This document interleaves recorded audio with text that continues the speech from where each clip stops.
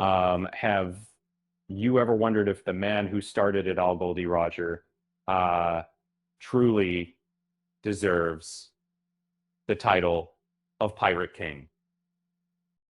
While he's been the symbol of freedom and power in One Piece from the very beginning, recent shifts in the storyline have left many fans questioning that legacy. If you're a fan of One Piece, you know, Roger as the man whose final words ignited the Great Pirate Era. But when the Elbaf flashbacks began to reveal more about his past, something unexpected happened. Fans started to see him differently. Up until now, Roger was always portrayed as a almost mythical figure, the Pirate King, whose name was synonymous with power, mystery, and inspiration. But as the Elbaf arc unfolded, viewers saw a different side to him. In one pivotal moment, Roger was shown chasing after a woman named Shaki, acting foolishly in a way that surprised many longtime fans.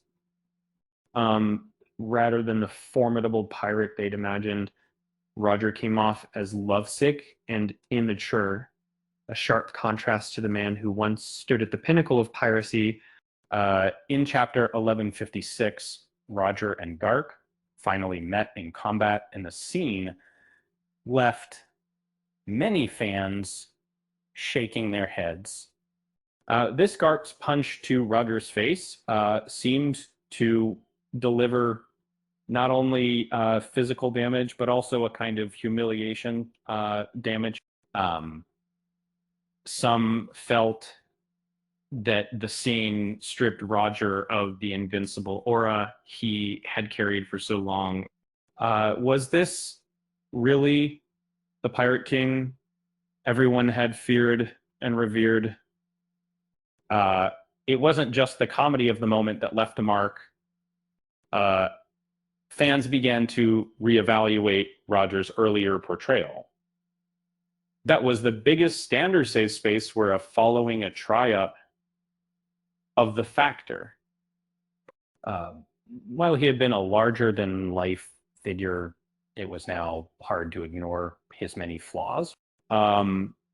Despite knowing some of the world's most dangerous secrets, Roger didn't do much to solve the issues he left behind, handing over the burdens to future generations.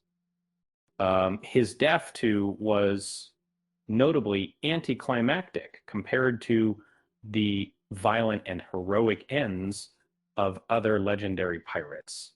What about his combat record?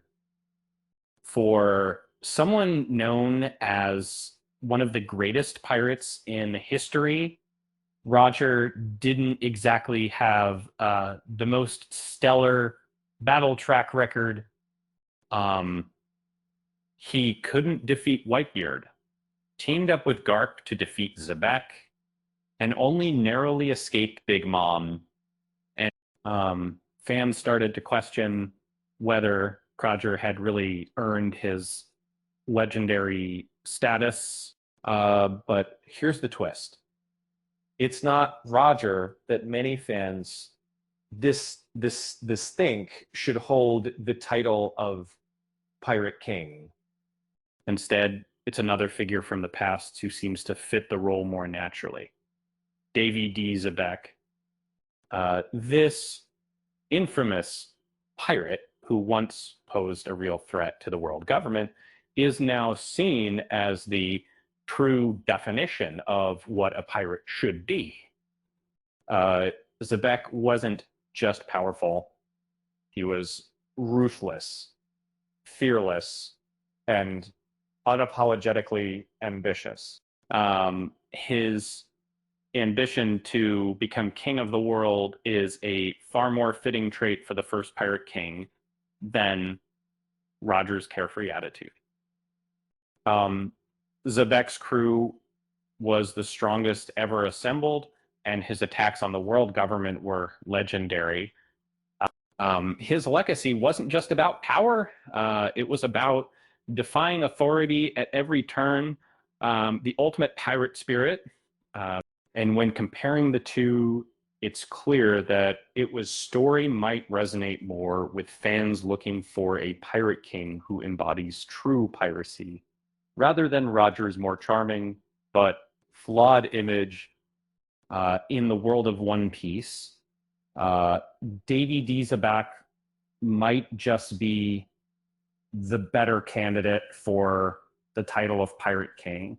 Uh, so what do you think? Has Roger's image been tarnished by the Elbaf flashbacks, or is he still the true Pirate King in your eyes? Either way, it's clear that One Piece always knows how to keep us on our toes. With that said, thanks for watching, and until next time,